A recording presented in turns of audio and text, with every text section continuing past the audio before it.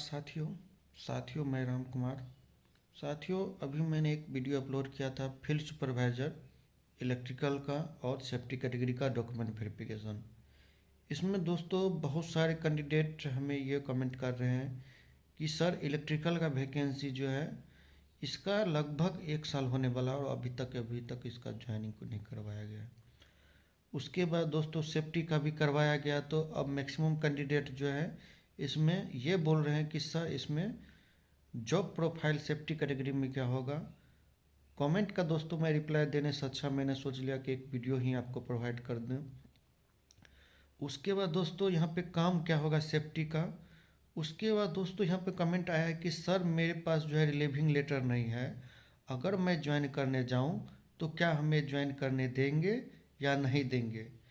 उसके बाद कमेंट आया दोस्तों कि मेरे पास जो है पास्ट एक्सपीरियंस है, तो क्या हमें रिलीविंग लेटर का ज़रूरत होगा या नहीं होगा।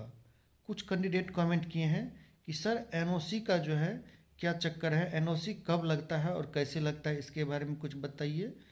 और दोस्तों मैं आप लोग को होप ही दे सकता हूँ, आप लोग इतना कमेंट करते हैं कि सर आपको कुछ पता रहता नहीं है लेकिन आप वीडियो बना देते हैं।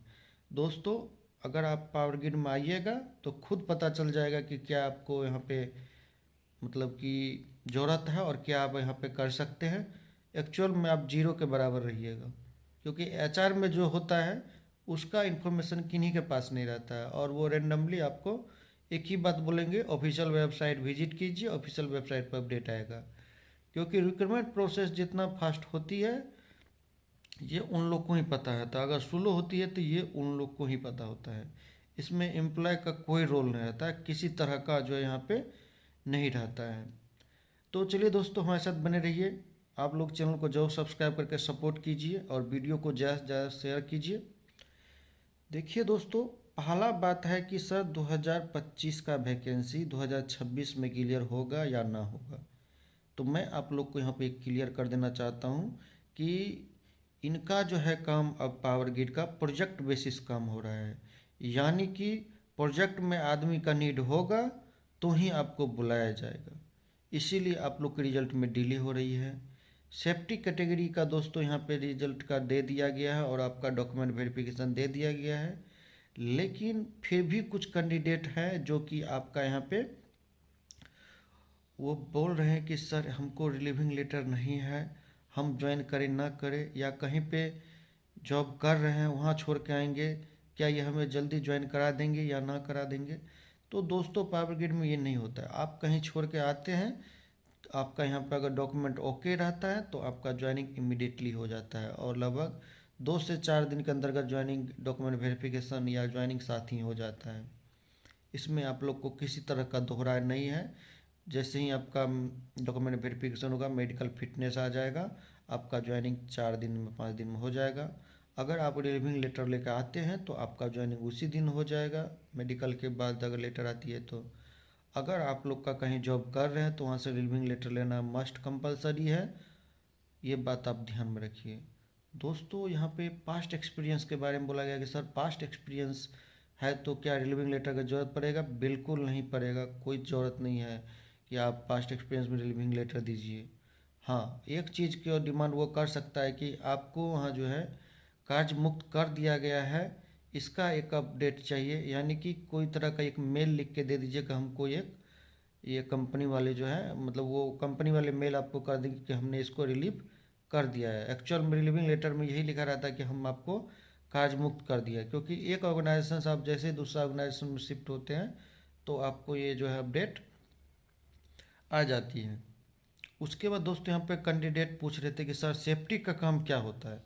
दोस्तों एक्चुअल में यहाँ पे जो है सेफ्टी का काम होता है कि जो भी टावर बन रहा है वहाँ पे जो भी वर्कर काम कर रहे हैं उनका सेफ्टी का जिम्मेदारी आपके ऊपर रहता है।